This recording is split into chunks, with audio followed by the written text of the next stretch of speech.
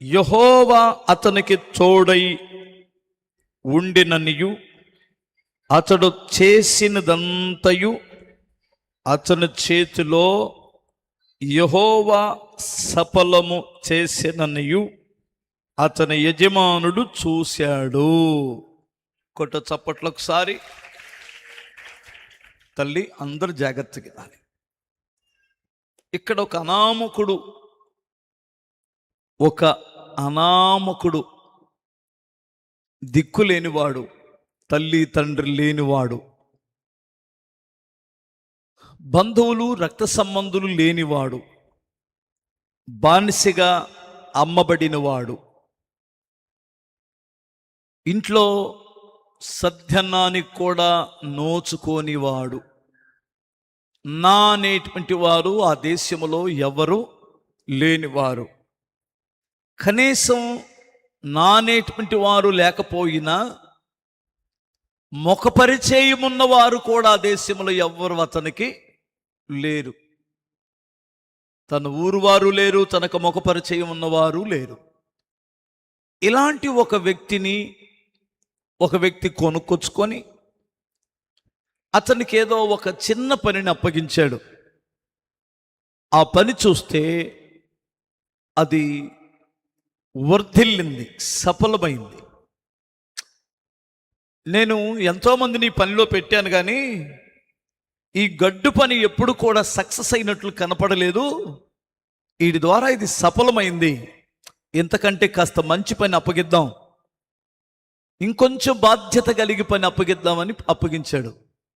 అది super success అయింది. ఇతను ఇంకా ఏ పని చేస్తే ఆ పని సఫలమే, సక్సెసే, నష్టం రాదు. అందులో లాస్ పోటల్లా యజమానుడు ఇక లాభం లేదని తన తాళపు చేతులు గుత్తి తీసి అతని చేతిలో పెట్టి, నా భార్య తప్ప నా ఇంట్లో పనివారు కానీ, ధనము కానీ, పొలము కానీ, వ్యాపారాలు కానీ, గొర్రెలు, మేకలు, ఎద్దులు, ఒంటెలు సమస్తము నీ వశములో ఉన్నాయి. నువ్వు ప్రతి చోటకెళ్ళి వాటన్నిటిని చూడవలసిన బాధ్యత నీది. నా ఇంటి మీద నువ్వు యజమానుడుగా ఉండు అని ఇచ్చేశాడు తాళాలు. ఆహాహా, ఏమి ఆశీర్వాదం అండి. మీరు గమనించండి, నీ జీవితంలో నువ్వు చేస్తున్న నీ ఇంటి పనే ఎలా ఉంది? అసలు నీ ఇంటి పని నువ్వు ఒకటి చేసావు. ఒక్కొక్కరికి కానీ పని అప్పగిస్తే గుండెల్లో దడ, ఇది అవ్వదురా బాబు, ఇది తేరెల్లా అవ్వదో, నాశనం అయిపోయిందని భయం వేసిద్ది.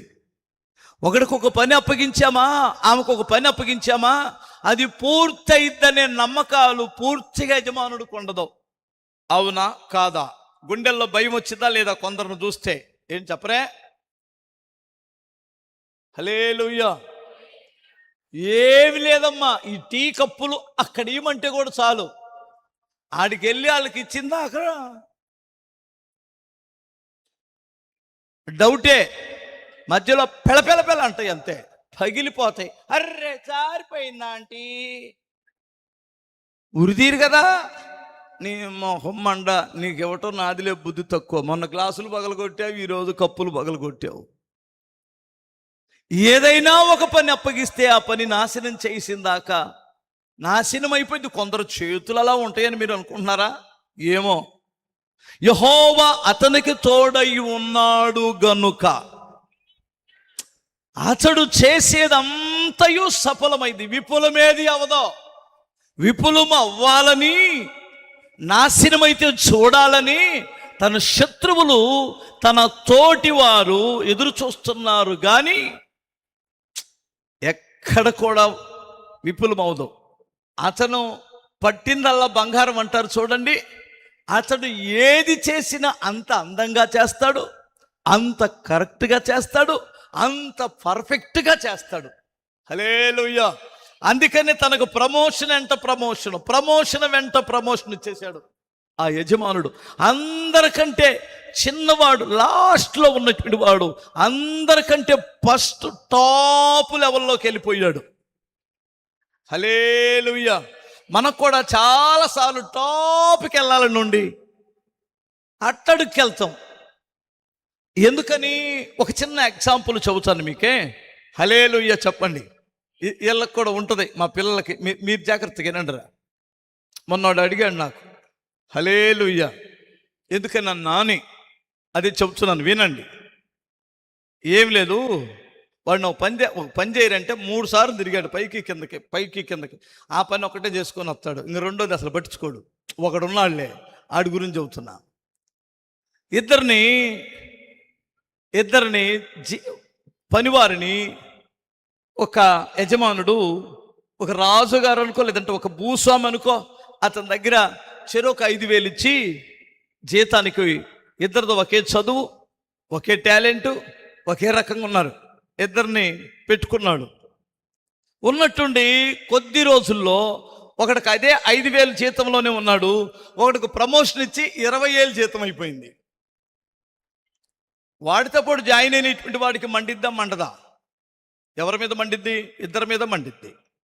యజమానుడి మీద మండిద్ది, ఈ పైకొచ్చినోడి మీద మండిద్ది.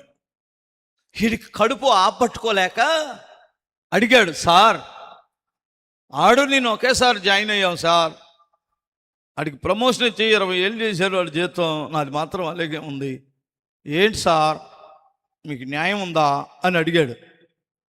అవునా, అటు చూడు ఒకసారి అన్నాడు. చూశాడు, ఏం కనపడుతుంది? ఎద్దల బండి కనపడుతుందండి. ఆ ఎద్దల బండి మీద ఏముందో కనుక్కొని రాపు అన్నాడు. పరిగెత్తుకుంటూ వెళ్ళి మళ్ళీ పరిగెత్తుకుంటూ వచ్చి, సార్ ఎద్దల బండి మీద వడ్ల బస్తాలు ఉన్నాయి సార్ అన్నాడు.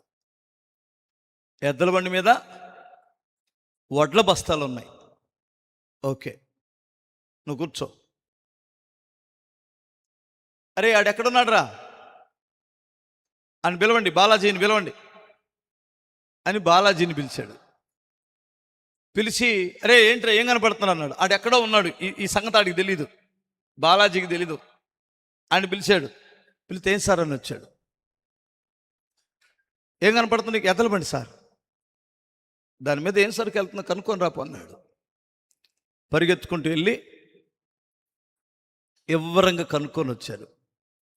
ఎద్దల బండి మీద వడ్ల బస్తాలు ఉన్నాయి. రైతు ఎవరు, ఎన్ని బస్తాలు ఉన్నాయి, ఎక్కడికి వెళ్తున్నాయి, మిల్లుకి వెళ్తున్నాయా, కొనుక్కొని వెళ్తున్నారా, పూర్తి వివరాలు తెలుసుకొని మరలా వచ్చేటప్పుడు అవి వడ్లు మరేపించుకొని ఎన్ని బస్తాలు బియ్యం వస్తాయి అన్నీ వివరంగా తెలుసుకొని, సార్ ఫలానా వెంకటరామయ్య గారి ఇంట్లో నుంచి వడ్ల బస్తాలు నల్లపాడు వెళ్తున్నాయి సార్, నల్లపాడు ఫలానా వెంకటేశ్వర రైస్ మిల్లుకి వెళ్తున్నాయి, అవి మరలా తిరిగి అవి బియ్యం ఆడించుకొని ఇలా వస్తుంది, ఈ టయానికి వెళ్తే సాయంత్రం లోపల వచ్చేస్తాయి సార్ అని పూర్తి వివరాలు తీసుకొని వచ్చాడు. వాడేం వివరం తీసుకొని వచ్చాడు? ఏమున్నాయి? ఈడు రైతు ఎవరు, ఎన్ని బస్తాలు ఉన్నాయి, ఎక్కడికి వెళ్తున్నాయి, ఎందుకు వెళ్తున్నాయి, వడ్లు మరేపించడానికి వెళ్తున్నాయా, ఏరే వాళ్ళ ఇంటికి వెళ్తున్నాయా, పూర్తి వివరాలతో సహా వచ్చాడు. ఇప్పుడు ఈ పని ఎంతమంది చేయాలి? వాస్తవంగా కనుక్కునేది ఒకడు, మరలా అరే బాబు ఎవరియో కనుక్కొని రమ్మంటే ఇంకోసారి వెళ్ళాలి, ఎక్కడికి వెళ్తున్నాయో కనుక్కొని రమ్మంటే ఇంకోసారి వెళ్ళాలి, ఎందుకు వెళ్తున్నాయో కనుక్కొని రారంటే ఇంకోసారి వెళ్ళాలి. ఇది కదా ఈడి మైండ్కి ఆడి మైండ్కి ఇంత తేడా ఉందిరా పిచ్చోడా. అందుకనే వాడికి నేను ప్రమోషన్ ఇచ్చి 20,000 ఇచ్చాను, నీకు 5,000 దగ్గరే ఉన్నావు, నీ లైఫ్లో వాళ్ళలాగా నువ్వు ఉండలేవు, మారలేవు అన్నాడట. ఎంతమందికి అర్థమైంది? స్తోత్రం చెప్పగలరా? ఒక యజమానుడికి ఎవడైతే మేలు చేస్తాడో, ఆ కంపెనీకి మేలు చేస్తాడో, ఆ సంస్థకు మేలు చేస్తాడో, వాడు ఎప్పటికైనా పైకి వస్తాడు. ఏమి లేదండి, నువ్వేమి లేదు. ఒక బేల్దారి మేస్త్రి నువ్వు, ఒక బిల్డర్ నీకు ఒక పని ఇచ్చాడు, ఒక బిల్డింగ్ ఇచ్చాడు, ఆ లెక్కలు వేసుకుంటాడు. వీడు ఎంత సిమెంట్ వేస్ట్ చేస్తున్నాడు, ఎంత మాలు వేస్ట్ చేస్తాడు, ఎంత బాధ్యత కలిగి ఉంటాడు, ఎంత టయానికి వస్తారు, ఎంత టయానికి, ప్రతిదీ కూడా లెక్కలేసుకుంటాడు బిల్డర్. అవునా కాదా? ముందు నువ్వు కూలివాడిగానే వస్తావు, కానీ తర్వాత దానికి పెద్ద మేస్త్రి అవుతావు. ఆ పని చేపించే విధానం, ఒక్కొక్కటి టక టక టక పని చేపించుకొని పనిచేసి ఈడొచ్చి మరలా పని చేపిస్తాడు. ఆడి లక్షణం, నాయకత్వపు లక్షణాలు ఉంటాయి, ఆడిలో నాయకత్వపు లక్షణాలు ఉంటాయి, సమాధానపరిచే లక్షణాలు ఉంటాయి, ఐక్యపరిచే లక్షణాలు ఉంటాయి, ముందుకు నడిపించే లక్షణాలు ఉంటాయి. అర్థమవుతుందా? వారికి అర్థం కాని విషయాలు సెకండ్లలో ఆ సమస్యను పరిష్కరించే లక్షణాలు ఉంటాయి. నీకు చదువు మాత్రమే కాదు, ఈ యొక్క నాయకత్వపు లక్షణాలు కావాలి. ఒక్కొక్కడికి డిగ్రీలు మాత్రమే ఉంటాయి, నోరిప్పలేడు. అర్థమైందా? ముర్ర ముడుచుకొని ఇంతలావును మొహం పెట్టుకొని ఇన్ని డిగ్రీలు ఉంటే నీకు జాబ్ ఎవడిస్తాడు? ఏమనుకోమాకండి. స్తోత్రం చెప్పగలరా? మాట్లాడడమే చేత కాదు నీకు. మనుషులని ఇలాగూ నేను తక్కువ చేసి మాట్లాడటం లేదు. యోసేపుకి దేవుడు ఎందుకు అంత స్థితినిచ్చాడు? ఇక్కడ మరి ఎన్ని తనలో ఉన్న టాలెంట్స్ నాకు అర్థం కాలేదు, కానీ యెహోవా అతనికి తోడై ఉన్నాడు. కష్టజీవి కనుక అతడు చేసేదంతయు దేవుడు తోడున్నాడు, అతడు చేస్తాడు. దేవుడు తోడున్నాడు, అతడు కష్టపడతాడు. దేవుడు తోడున్నాడు, అతను కష్టపడతాడు. దేవుడు తోడున్నాడు, అతను కష్టపడడు. దేవుడు తన పక్షాన ఉన్నాడు, తను కష్టపడడు. గమనించాలి, ఇతనికి ప్రతిఫలం లేదు. దేవుడు తోడున్నాడు, ఇతను కష్టపడతాడు. దేవుడు తోడున్నాడు, అతను ప్రయత్నం చేస్తాడు. దేవుడు తోడున్నాడు, తను రాత్రింబగలు కష్టపడతాడు. ఈ రెండు ఏకమైనప్పుడు అతను సఫలమయ్యాడట. రెండు చేతులే చెప్పండి. నీ జీవితంలో ఇతని వలె సఫలం అవ్వాలి అంటే, ఇంతకి సఫలం అవ్వాలి, నా పని, నేను చిన్న పని పెట్టుకున్నా, నా పని సఫలం అవ్వాలి, విపులం అవ్వకూడదు. నేను సఫలకృతం అవ్వాలి. నా కుటుంబం, నా వ్యాపారం, నా చేతి పని, నేను ఎక్కడ అడుగు పెడితే అక్కడ నేను సఫలం అవ్వాలి అని ఆశ కలిగిన వారు ఒక్కసారి హల్లెలూయా చెబుతారా?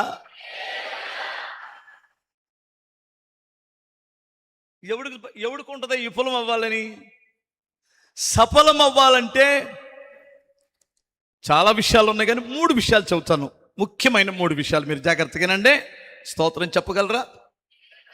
వింటారా? జాగ్రత్తగా వింటారు కదా? మనసు ఎక్కడ ఉంటారు కదా? సెల్ ఫోన్లు ఆపారు కదా? సైలెంట్లో పెట్టారు కదా? అది మధ్య మధ్యలో కిల్ అంటుందా? అంటుంటే దాన్ని ఆపాలని ప్రయత్నం చేస్తున్నావా? మైండ్ అడిపోయింది. దాన్ని కాసేపు నోరు మూపించండి. భార్యనైనా నోరు మూపిస్తాడు, కానీ ఎన్నోసార్లు సెల్ ఫోన్ నోరు మూపించడు కదా? అది బాత్రూంలో కూడా మోగిద్ది. అవునా కాదా? బాత్రూంలోనైనా నోరు కట్టేయాలి కదా దాన్ని. ఏం బ్రదరు? స్తోత్రం చెప్పండి. మీరు అర్థం చేసుకోండి. కాస్త మనశ్శాంతి కలిగి ఉంటుంది, ప్రశాంతంగా ఉంటుంది. దాన్ని కాసేపు ఆపేస్తే మన మైండ్ బాగా పనిచేస్తుంది. పొద్దుగూకులు దాన్ని అలా పెట్టుకోకండి. హల్లెలూయా. ఇప్పుడు ఎలా నువ్వు సఫలమవుతావో చూడండి ఒకసారి. ద్వితీయోపదేశకాండము 29వ అధ్యాయం 9వ వాక్యం. కాబట్టి మీరు చేయునదంతయు చక్కగా జరుగునట్లు ఈ నిబంధన వాక్యములను అనుసరించి నడుచుకొనవలెను. మరలా చదవనా? కాబట్టి మీరు చేయునదంతయు చక్కగా జరుగునట్లు, అంటే సఫలమగునట్లు ఈ నిబంధన వాక్యమును అనుసరించి నడుచుకొనవలెను. మీకు వన్ సైడ్ పని ఉంది. నువ్వు పని చేస్తున్నావు, నువ్వు కష్టపడుతున్నావు, కానీ ఎందుకు సఫలం అవటం లేదంటే దేవుడు తోడు ఉండాలి కదా. దేవుడు నీ పనుల్లో కనిపించాలి కదా. దేవుడు నీకు తోడుంటే, నీ టాలెంట్ కంటే దేవుడు తోడుంటే నువ్వు సఫలమవుతావు. నీ తెలివి కంటే గొప్పది దేవుని సహాయం, దేవుని తోడు. దేవుడు తోడుండాలంటే దేవుని నిబంధన వాక్యమును గైకొనాలి అంటాడు. ప్రియులారా, మీరు గమనించండి, ఒక సక్సెస్ అయిన తండ్రి తన కొడుకుని పిలిచి, నాయనా, నేను అవస్థాన కాలములో ఉన్నాను, మన పితరులు వెళ్ళిన మార్గములో నేను వెళ్ళిపోవాల్సి వస్తుంది, కానీ నీ ముందు ఇలాంటి గొప్ప ఒక పని ఉంది. ఇది ప్రపంచమంతా నీ మీద దృష్టి నిలిపే పని, ప్రపంచమంతా చూస్తుంది ఈ పనిని. కానీ నీ పని సక్సెస్ అయి నువ్వు అభివృద్ధి చెందాలి అంటే ఇదిగో ఇప్పుడు నేను చెప్పిన మాట విను అని చెప్పి ఈ మాట చెబుతాడు. మొదటి దినవృత్తాంతాల గ్రంథం 22వ అధ్యాయము 13వ వాక్యం చూడు తల్లి. యెహోవా ఇశ్రాయేలీయుల గురించి మోషే ఇచ్చిన కట్టడల ప్రకారముగాను ఆయన తీర్చిన తీర్పుల ప్రకారముగాను జరుపుకొనుటకు నీవు జాగ్రత్త పడిన ఎడలా నీవు వృద్ధి పొందుదువు, ధైర్యము తెచ్చుకొని బలముగా ఉండుము, భయపడకము, దిగులు పడకము. కొట్ట చప్పట్లు ఒకసారి. ఇదిగో బాబు, నానా, నేను గొర్రెలు కాసుకునేవాడిని, ఇప్పుడు నేను ఒక సామ్రాజ్యానికి, ఒక రాజ్యానికి రాజునయ్యాను. ఇప్పుడు ఈ సామ్రాజ్యం నీ చేతిలో పెట్టబోతున్నాను. ఈ ప్రజలు దేవుని ప్రజలు, నువ్వు ఒక గొప్ప మందిరాన్ని కట్టబోతున్నావు. ఆ కింద చరణం చదవండి, తర్వాత ఇప్పుడు కాదులే. 2 లక్షల మనుగులు బంగారం సంపాదించాను, 10 కోట్ల మనుగుల ఎండి సంపాదించాను, వెలగల రాళ్ళు, తోచచక్యముగాని ఇనుము, ఇత్తడి సంపాదించాను. నువ్వు కట్టబోయే మందిరం సక్సెస్ అవ్వాలి అంటే, నీ రాజ్యం సక్సెస్ అవ్వాలి అంటే, నీ పరిపాలన ఆశీర్వాదకరంగా ఉండాలంటే నువ్వు చేయవలసిన పని ఏమిటంటే, యెహోవా ఆజ్ఞాపించినది నువ్వు వృద్ధి చెందాలి అంటే, యెహోవా ఆజ్ఞాపించిన ఆజ్ఞలను, ఆయన తీర్చిన తీర్పుల విషయం జాగ్రత్తగా ఉండు. ఒళ్ళు దగ్గర పెట్టుకొని పనిచేయి. దేవుని విషయములో, దేవుని వాక్యము విషయములో, దేవుని కట్టడల విషయములో ఒళ్ళు దగ్గర పెట్టుకొని ఉండు. అప్పుడు నిన్ను బహుగా దేవుడు ఆశీర్వదిస్తాడు. చూడండి, దేవుని ఆజ్ఞలేమిటి? నేను తప్ప నీకేరొక దేవుడు ఉండకూడదు. అరుగరుగా వాళ్ళు అక్కడికి వెళ్ళి వస్తారంట, అక్కడ మొహమాటానికి వెళ్ళి, ఇక్కడ మొహమాటానికి వెళ్ళి, అక్కడ పొట్టేలు మాంసం తిని, ఇక్కడ పొట్టేలు మాంసం తిని, పొట్టేలు మాంసంతో చేసిన బిర్యానీ తినడానికి అంత హీనంగా తయారైపోయావా? అరే, ఇక్కడ పొట్టేలు మాంసంతో బిర్యానీ అంతా ఇక్కడ ఇది సుభాని హోటల్లో ఎంత, ఎవరు తెస్తుంటారుగా పిల్లలు, ఎరా తెలీదా ఎవడికి? బాయ్ యాడ్డోళ్ళు చెప్పండి, ఎంతమ్మా, ఎంత? 450. ఆఫ్టర్ 450 రూపాయలకి పొట్టేలు మాంసము యొక్క బిర్యానీ వస్తుంది. దమ్ బిర్యానీ వస్తుంది. ఈడు పొట్టేలు ఎక్కించాం రా అంటే ఎవడికి చెప్పకుండా పొట్టేలు మాంసం కొరకు బండెక్కెళ్ళి దానికి ఆపరు, దాన్ని ఆపరు అంటారు కదా. ఇంకోటి ఏంటి ఆపరు? కేస్. ఏం కేసు? మందు కేసు ఒకటి పెట్టుకొని వెళ్తారు, అందులో నిన్ను కూడా ముంచుతారు. నేను తప్ప నీ జీవితంలో వేరొక దేవుడు ఉండకూడదు. తిని తాగే దేవుడు కాదు దేవుడు, పరిశుద్ధుడైన దేవుడు, నీతిమంతుడైన దేవుడు. భక్తి అనేటువంటిది పరిశుద్ధంగా చేయవలసినటువంటిది. ఏ భక్తి చేస్తున్నావు నువ్వు? త్రాగే భక్త్యా, అల్లరగా డాన్సులు వేసే భక్త్యా, డీజే భక్త్యా? ఏ భక్తి? భక్తి పేరుతో నువ్వు చేస్తున్న పనేమిటి? దేవుని ఆజ్ఞల విషయం జాగ్రత్తగా ఉండాలి. అర్థమవుతుందా? భక్తి పేరుతో నువ్వు చేసే పిచ్చి పనులు మానాలి. ఇంకా చెప్పనా? హల్లెలూయా చెప్పగలరా? 2 చేతులు చెప్పండి. ఎదవరాళ్ళ సొమ్ము తినకూడదు, ఎదవరాళ్ళని ఏడిపించకూడదు, తల్లిదండ్రులు లేని బిడ్డలని ఏడిపించకూడదు, వారు దిక్కులేనటువంటి వారని వారిని మోసం చేయడానికి నువ్వు ఏమాత్రం ధైర్యం చేయకూడదు. చేయొచ్చా? హల్లెలూయా. నోరు లేనిటువంటి వాడని, బలహీనుడని వాడి భార్యని ఆశించకూడదు. చాలా డేంజర్. నువ్వు బ్రతికుండగానే నీ పిల్లల దగ్గరకు వస్తుంది ఆ శాపం. ఆడింట్లో నువ్వు చేస్తున్న పని నువ్వు మీసాలు మెలయొచ్చు, కానీ ఆడింట్లో ఈ విషయం తెలిసి ఆ భార్యాభర్తల మధ్యలో ఎన్ని గొడవలు అవుతున్నాయో, ఆ పిల్లలు అన్నం వండుకొని తినకుండా ఎన్నిసార్లు పస్తులు ఉన్నారో, ఆ కుటుంబం ఎంత వేదన చెందుతుందో నీకు తెలీదు. ఆ శాపం నీ పిల్లల మీదకి వస్తుంది. అలాంటి పిచ్చి పని చేయకూడదు. ఆయన కట్టడల విషయములో, న్యాయమైన తీర్పుల విషయములో నువ్వు జాగ్రత్తగా ఉంటే నువ్వు వృద్ధి చెందుతావు, నువ్వు సఫలమవుతావు. హల్లెలూయా. దేవుని దగ్గర కూడా వస్తున్నాను పాస్టర్ గారు, చర్చికి కూడా వస్తున్నాను పాస్టర్ గారు అంటే, చర్చికి వచ్చే నువ్వు దేవుని కట్టడలు ఎంతవరకు పాటించగలుగుతున్నావు? దేవుడు అంటే నువ్వు చేసిందల్లా చేసి దేవుని సన్నిధికి వచ్చి లంచం ఇచ్చినట్లు ఆదివారం వస్తే దేవుడు నీకు పని చేయాలా? చేస్తాడా? నువ్వు చర్చికి రావడం ఒక కొంత అయితే, నువ్వు పరిశుద్ధంగా బ్రతకడం మరో కొంత, నీతి కలిగి బ్రతకడం మరో కొంత. మీరు ఏమంటారు? అర్థం కాలేదా? హల్లెలూయా చెప్పండి ఒకసారి, ఇంకొకసారి చెప్పు. మనం నేర్చుకుంటున్నాం ఇక్కడ, దేవుని పాదాల దగ్గరికి వచ్చి నేర్చుకుంటున్నాం. నేను ఎందుకు ఈ విషయాన్ని చెబుతున్నాను తెలుసా? నువ్వు వర్ధిల్లకపోగా నీరసిల్లిపోతావు. నీవు వాక్యాన్ని కానీ అనుసరిస్తే నువ్వు చేసేదంతయు దేవుడు సఫలపరుస్తాడు. నువ్వు చేసేది పిచ్చి పని అయ్యుండి, నేను దేవుని సన్నిధికి వచ్చాను, ఇప్పుడు 3 సంవత్సరాల నుండి వస్తున్నాను, దీని మాటిని వస్తున్నాను, ఆడి మాటిని వస్తున్నాను అంటున్నావు కదా. అంటుండగా దేవుని కట్టడలు నువ్వు అనుసరించి చూడు, నీ రోషము కలిగిన దేవుడు నీ జీవితంలో ఏం చేస్తాడో చూడు. నువ్వు చేయనుదంతయు, అది చిన్న పనైనా పెద్ద పనైనా, చిన్న కూలి పనైనా చాలు, దానిని సఫలం చేస్తాడు. చిన్న పని నువ్వు పట్టింది ఆశీర్వాదకరంగా మారిద్ది. హల్లెలూయా చెప్పండి.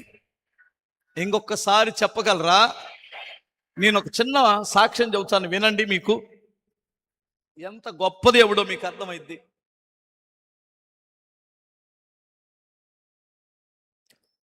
పొలం వేసి చచ్చిపోతాను, అప్పులు అయిపోయినాయి అనుకున్నాను అని చెప్పాను కదా. ఆ నెక్స్ట్ సంవత్సరం పొలం వేసాను.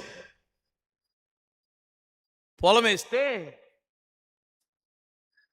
అది పొగతోట ఏగిలి అంటారు.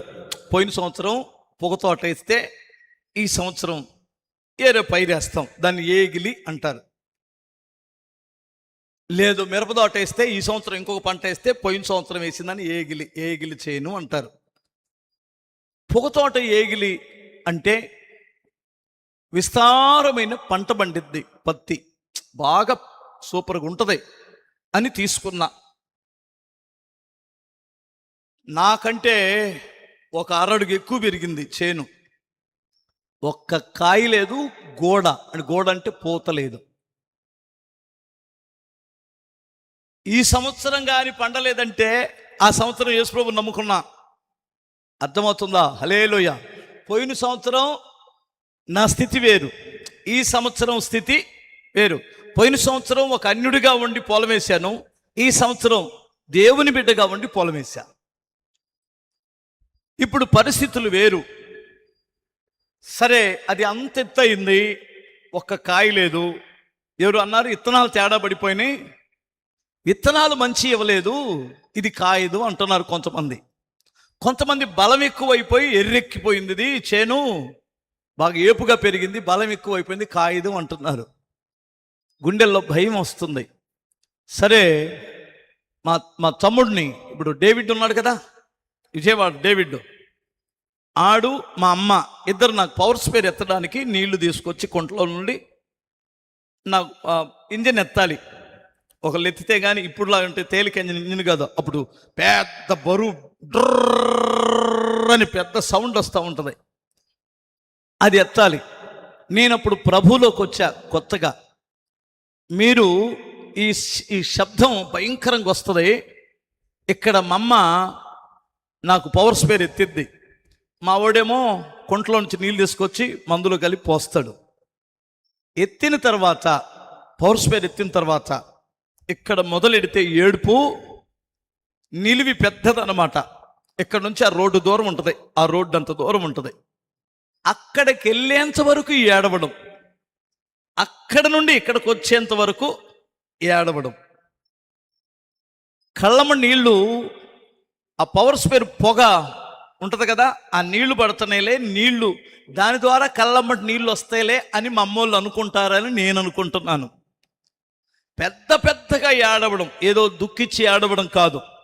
ఒక చిన్న పిల్లవాడు తండ్రి దగ్గర ఏడ్చినట్టు ఏడుస్తున్నాను. ఎందుకంటే వాళ్ళకి వినపడదలే ఈ సౌండ్లో అనుకుంటున్నాను నేను ఆ ఏడుపులో చెప్పిన మాట ఏమిటంటే, ప్రభువా 20 రోజుల వరకు నేను ఈ చేను వైపుకి రాను, నేను వచ్చేసరికే ఇది కాయాలి, లేదంటే నాకు చావు తప్ప ఏరొక మార్గమే లేదు.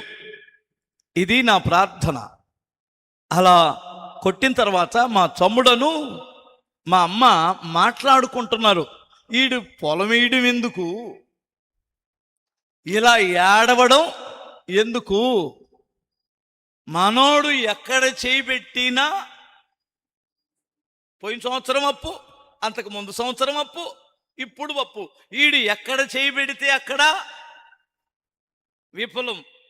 ఇది వాళ్ళు మాట్లాడుకుంటున్న మాటలు. తర్వాత చెప్పారు, ఆ రోజు చెప్పలా.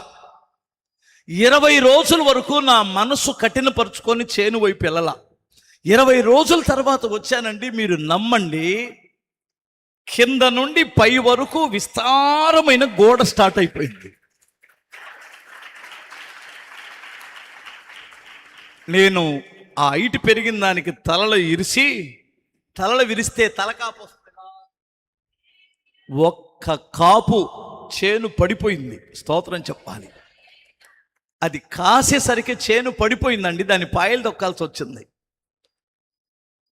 ఆశ్చర్యం, నా అప్పులంతా తీరిపోయినాయి. దగ్గరగా స్తోత్రం చెబుతారా? అప్పటి నుండి నేను ఎప్పుడు పొలం వేసినా నాకు ఇంకప్పు కాలేదు, ఇక నష్టం రాలేదు. దయచేసి నేను మీకు మనవి చేసేది ఏమిటంటే, మనం సరవుదాం, దేవుని మీద పోట్లాడదాం. ప్రభువా, నేను నీ మాట వింటాను, నా మొర్రను విను. నేను నీ మాట వింటాను, నా మొర్ర నువ్వు విను. అప్పుడు నువ్వు చేసేదంతయు సఫలమైంది.